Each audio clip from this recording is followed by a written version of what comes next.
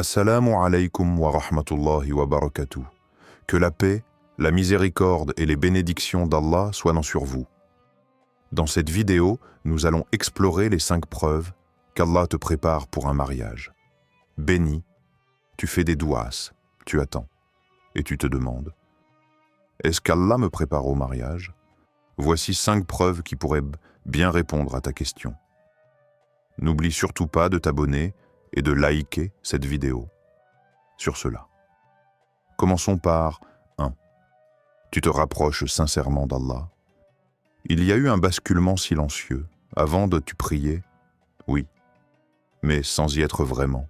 Tes gestes suivaient la cadence, ton cœur restait en arrière. Et maintenant, ton cœur précède ton corps. La prière devient refuge, dialogue, rendez-vous avec celui qui t'a toujours attendu. Tu ressens sa proximité, pas seulement dans les larmes, mais dans les silences aussi. Tu ne veux plus juste éviter le péché. Tu veux plaire à Allah, l'aimer. Et dans ce changement invisible, il y a un signe éclatant. Il t'a choisi pour purifier ton cœur. Ainsi, Allah purifie ce qu'il veut. Et Allah entend tout, il sait tout. Sourate An-Nur 20-91, 2. Tu travailles sur toi, sans même attendre quelqu'un, il n'y a plus de spectateurs. Tu avances, même quand personne ne regarde. Tu te relèves, même quand personne ne t'encourage. Tu répares ce qui est brisé en toi, non pour séduire, mais pour mériter ton propre respect. Chaque jour, tu désencombres ton cœur, affines tes intentions et apprends à aimer Allah plus que l'idée d'être aimé. Ce n'est pas un hasard. Allah est en train de façonner ton caractère. Il te prépare, lentement, pour une âme qui reconnaîtra cette lumière en toi. Une âme façonnée par les mêmes mains divines. Les bonnes femmes sont destinées aux bons hommes, et les bons hommes aux bonnes femmes. Sourate An-Nur 24-26. 3. Tu deviens plus sélectif, dans tes relations. Tu ne fuis pas le monde. Tu choisis simplement ce qui mérite encore d'avoir une place dans ta vie. Les conversations creuses te fatiguent. Les liens sans but t'usent.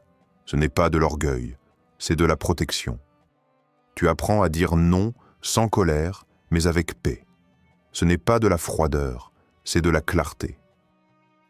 Tu n'attends plus que quelqu'un t'apporte de la valeur. Tu sais que ton cœur vaut déjà trop pour être dilué dans des attachements sans lendemain. Allah, doucement, t'éloigne de ce qui n'est pas pour toi. Dis: le mauvais et le bon ne sont pas pareils, même si l'abondance du mal te séduit. Sourate Al-Maïda 500. 4. Tu ressens une paix intérieure, même sans être marié. Tu ne ressens plus ce vide. Pas parce que tu as trouvé quelqu'un, mais parce que tu t'es trouvé. Il y a cette tranquillité nouvelle, presque étrange, qui s'est installée dans ton cœur. Tu n'es pas pressé, tu n'es plus inquiet. Tu sais que ce qui est pour toi ne manquera jamais de te trouver. Ton cœur ne court plus après l'amour, il attend, en confiance, car il sait, le rizq n'arrive ni trop tôt, ni trop tard. Il arrive avec la sagesse d'Allah. Il y a sur la terre aucune créature dont la subsistance ne dépende d'Allah. Sourate Hud 11-6, 5.